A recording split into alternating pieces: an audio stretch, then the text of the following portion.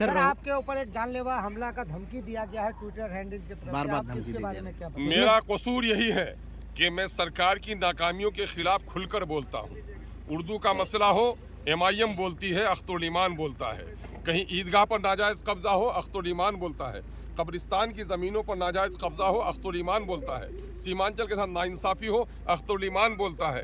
यही वजह है कि इन जालिम लोगों को हमारी बात पसंद नहीं आती। मुझको लगता है अमर यादव जो शख्स अपने आप को कहता है और अपने आप को विश्व हिंदू परिषद का मेंबर कहता है, अब जाने वो कौन है, कौन सी जमात का आदमी है, लेकिन उसने कंटिन्यू हमको पिछले महीने दिसंबर के 5वीं तारीख से थ्रेट कर रहा है। 7 तारीख को हमने किशनगंज के SP को और 13 तारीख को हमने पूर्णिया के SP को हमने उसका कंप्लेन कर दिया है, लेकिन अब तक पुलिस कोई कार्रवाई नहीं कर सकी है।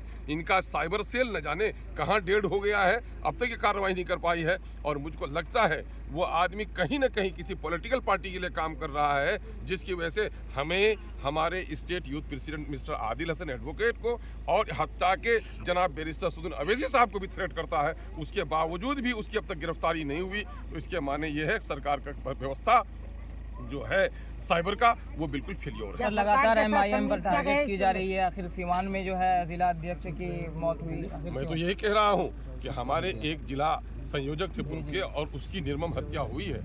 यही वजह कि हम अपने आप को डर महसूस कर रहे हैं। और हम अपने लोगों के लिए नहीं बोले। लोगों ने हमको जिताया है इसलिए कि हम उनके दर्द की वकालत करें, और दर्द की वकालत करना भी अगर लोगों को नापसंद है तो ये बहुत अफसोस की बात है। यानी जमहूरियत का गला घोटने की कोशिश की जा रही है।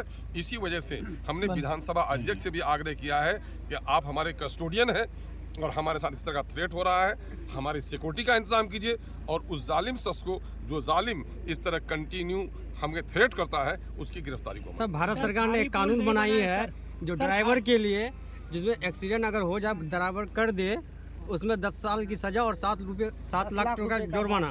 इस कानून के बारे में आप क्या कहना चाहते हैं? इस कानून पर सरकार को रीथिंक करने की ज़रूरत है। इसमें कोई शुबा नहीं कि ड्राइवरी के नाम पर नाबालिग बच्चे गाड़ी चलाते हैं। जो लोग ड्राइवर बनने के लायक नहीं हैं उनको भी लाइसेंस दे दिया जाता है, लेकिन इसमें अच्छे ड्राइवरों की एक बड़ी तादाद है। और एक्सीडेंट सिर्फ ड्राइवर के कसूर से नहीं होता है, राह चलने वालों की वजह से भी होता है, सड़क के कंजंक्शन की वजह से होता है, सड़क में गड्ढे की वजह से भी होता है। तो सड़क में गड्ढे का जिम्मेदार क्या होगा, उसको क्या सजा देंगे? आपकी पुलिस जो ट्रैफिक रूल्स को फॉलो नहीं करवाती है लोगों से, चौक चौराहे पे लोगों ने दुकानें बना रखी हैं, भीड़ बना के रखा है ना, तो इसका क्या है? इसलिए ये मामला सरकार का बिल्कुल एक तरफा है, ऐसा नहीं होना चाहिए। सरकार को इस पर रीथिंक करना चाहिए, वरना ड्राइवरी के पेशे से आज जो माल का यहाँ से ले जाना, यहाँ से वहाँ लाना, लोगों का यातायात का सबसे बड़ा मसला है, वो ठप होकर रह जाएगा। और ड्राइवर बेचारा एक मजदूर है, उसके लिए इतना कड़ा कानून नहीं बनना चाहिए। सर खाड़ी पुल के लिए आप कुछ बोलिए। खाड़ी पुल देखिए, हम लोग का विकास देखिए खाड़ी और रसेली पुल जो गुज़िश्ता गोया 10 साल की मुद्दत हो गई, ये बिहार सरकार का देख लीजिए 10 साल से ज़्यादा हो गया। 2014 में हुआ था, वो पड़ा था। तो मामला ये है कि बिहार सरकार की नीयत देख लीजिए कि अभी महानंदा पर 5-5 किलोमीटर पर पुल बना है।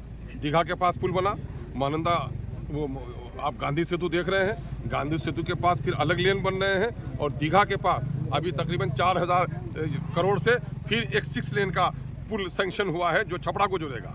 एक तेजस्वी जी का जो विधानसभा क्षेत्र है वहाँ लगभग 5000 करोड़ से बन रहा है। और अगर 5000 करोड़ हमको मिल जाए तो हमारी डोक, महानंदा, कनकई, कहीं भी मेची, परमान, कहीं भी पुल की आवश्यकता नहीं रहेगी अगर हमको मिल जाए। और ये लटक रहा है, और सरकार को जाकर के मुख्यमंत्री को, मुख्य सचिव को हमने बार बार इसकी वकालत की है।